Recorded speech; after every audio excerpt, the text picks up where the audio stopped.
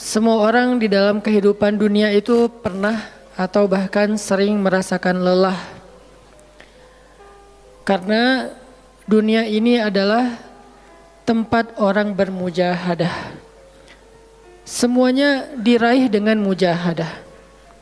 Gak ada yang didapatkan di dunia ini dengan cara yang mudah.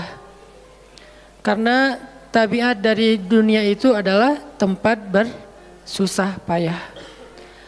Fitrahnya dunia adalah tempat orang bercocok tanam.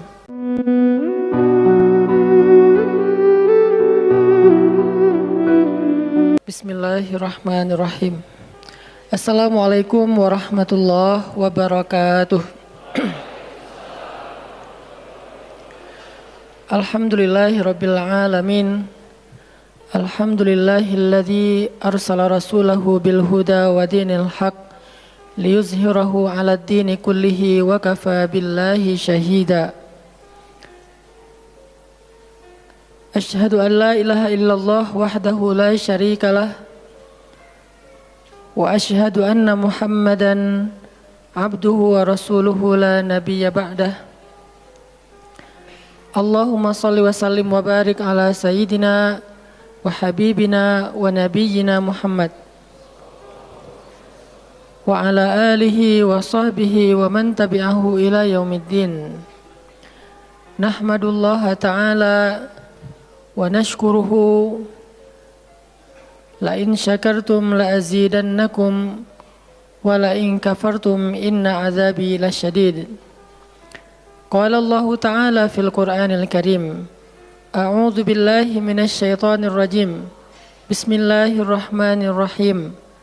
Wal 'asr innal insana lafi khusr illa alladhina amanu wa 'amilus shalihat wa tawasaw bil haqq wa tawasaw bis sabr. Wa qala ta'ala alam nashrah laka sadrak wa wada'na 'anka wizrak alladhi anqadha dhahrak wa rafa'na laka dhikrak fa inna ma'al 'usri yusra inna ma'al 'usri yusra fa idza faraghta fansab wa ila rabbika farghab. Shadaqallahul azim. Teman-teman semuanya, anak muda Kota Bandung, jamaah tetap sharing time atau sharing night Rabu malam yang dirahmati Allah Subhanahu wa taala. Semua orang di dalam kehidupan dunia itu pernah atau bahkan sering merasakan lelah. Karena dunia ini adalah tempat orang bermujahadah. Semuanya diraih dengan mujahadah. Gak ada yang didapatkan di dunia ini dengan cara yang mudah. Karena tabiat dari dunia itu adalah tempat bersusah payah. Fitrahnya dunia adalah tempat orang bercocok tanam, bukan memetik hasil. Yang namanya bercocok tanam, kalau kita melihat pada kehidupan para petani atau para pekerja di ladang, di sawah, di kebun, maka kita akan melihat akan melihat kelelahan, keletihan, dan kesusah payahan yang luar biasa. Itulah tabiat dunia. Berbeda dengan tabiat di surga. Di surga itu semuanya akan didapatkan dengan cara yang mudah. Bahkan sebagian riwayat mengatakan seorang perempuan di surga apabila inginkan seorang anak, maka Allah Subhanahu wa taala akan memberikan anak kepadanya saat itu juga tanpa harus bersusah payah mengandung selama 9 bulan. Saat ini pengen punya anak dengan spesifikasi tertentu, maka saat ini juga dia akan diberikan anak bayi tanpa harus mengandung 9 bulan lamanya. Tanpa harus susah-susah menyusui. Allah akan datangkan untuk dia bayi yang dia sukai, kemudian Allah datangkan orang-orang yang akan pelayan-pelayan yang akan merawat dan membesarkan bayi itu untuk dia. Karena di sana dia adalah seorang ratu yang tidak perlu lagi bersusah payah. Di surga itu ketika seseorang menginginkan makanan, maka Allah Subhanahu wa taala mendatangkan untuknya makanan dengan cara yang sangat mudah. Bahkan ketika dia menginginkan buah-buahan, maka pohon itu akan menunduk untuknya sehingga dia bisa memetik buahnya tanpa harus bangun dari tempat duduknya jika dia menginginkan itu. Tetapi kalau dia menginginkan sesuatu yang lebih, misalnya dia ingin berjalan-jalan di kebun-kebun di antara banyak kebun surga, lalu dia ingin merasakan memetik pohon sendiri sambil membawa keranjang-keranjang yang indah, maka Allah juga akan memperkenankan keinginannya. Kaifa yasha, sebagaimana yang dia inginkan. Berbeda dengan dunia. Di dunia, apapun yang kita inginkan itu harus melalui mujahadah, melalui ikhtiar. Bahkan ketika kita ingin menjadi orang yang sekedar tidur-tiduran pun, Allah Subhanahu wa taala mentakdirkan tidur pun lelah. Tidur aja capek. Duduk capek. Ada orang yang duduknya capek akhirnya dia berdiri. Ya. Ada orang yang capek berdiri akhirnya pengen duduk. Kapan duduknya capek pengen berdiri? Salah satu yang sering saya alami itu kalau lagi naik pesawat. Apalagi pesawat penerbangan 9 jam, 10 jam itu pasti capek banget duduknya tuh. Sehingga kita menginginkan seandainya ada uang kita pengen duduk di kelas bisnis. Tapi karena nggak mampu membeli tiket yang 3 kali lipat lebih mahal di kelas bisnis, ya nggak apa-apa lah di kelas yang biasa ekonomi. Tapi ketika lelah 4 jam, 5 jam pesawat berjalan itu udah luar biasa lelahnya, akhirnya berdiri mondar-mandir di antara lorong pesawat. Artinya duduk aja capek. Nggak ngapa-ngapain, suruh duduk doang. Nggak seperti orang dulu yang berangkat haji atau umroh, naik kapal, lewat darat, pas sampai di laut naik kapal dengan ontanya, dengan kudanya. Orang dulu mencari ilmu itu dengan mujahadah yang luar biasa. Dengan naik onta berminggu-minggu, ini naik pesawat cuma 9 jam, capek. Yang nggak ada guncangan, biasanya guncangannya cuma pas di awal sama pas mau landing doang.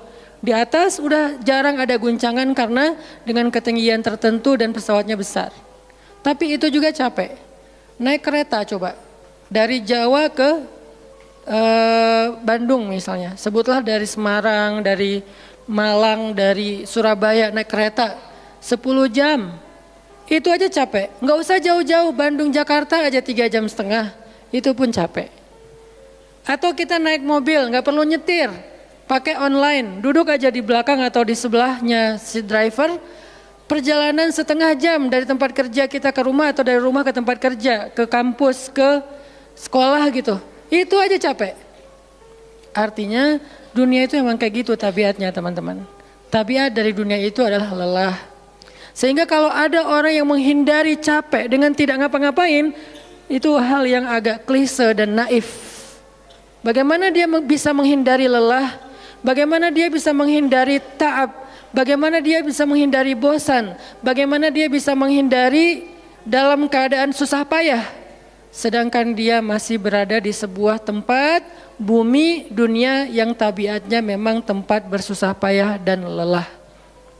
Satu-satunya cara menghindari lelah yang tidak perlu lagi bersusah payah itu hanyalah masuk surga. Tetapi kan itu tidak terjadi sekarang. Kita harus meninggal dulu dan kita belum mau.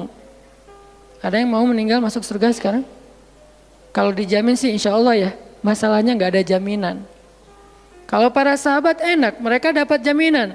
Surga Bilal, sebelum Bilal meninggal, Rasulullah udah bilang, bima sabaktani ilal jannah ya Bilal. Dengan apa kamu mendahului aku ke surga wahai Bilal? Dengan wudu dan sholat syukur wudu.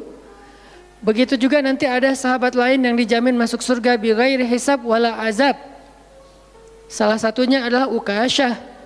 Kalau kita tidak ada jaminan apapun di akhirat kecuali berikhtiar dan bermujahadah untuk bisa mendapatkan kebaikan sebanyak mungkin di sisi Allah. Sehingga alangkah naifnya seseorang yang menghindar dari ta'ab wal ham wal gham. Dia berusaha menghindar dari lelah, menghindar dari susah payahnya kehidupan, menghindar dari beban-beban hidup. Itu nggak bisa dilakukan karena kita masih berada di dunia. Yang perlu kita sekarang coba pilih adalah kita mau lelah untuk hal yang sia-sia Apakah kita mau lelah untuk hanya bersenda gurau?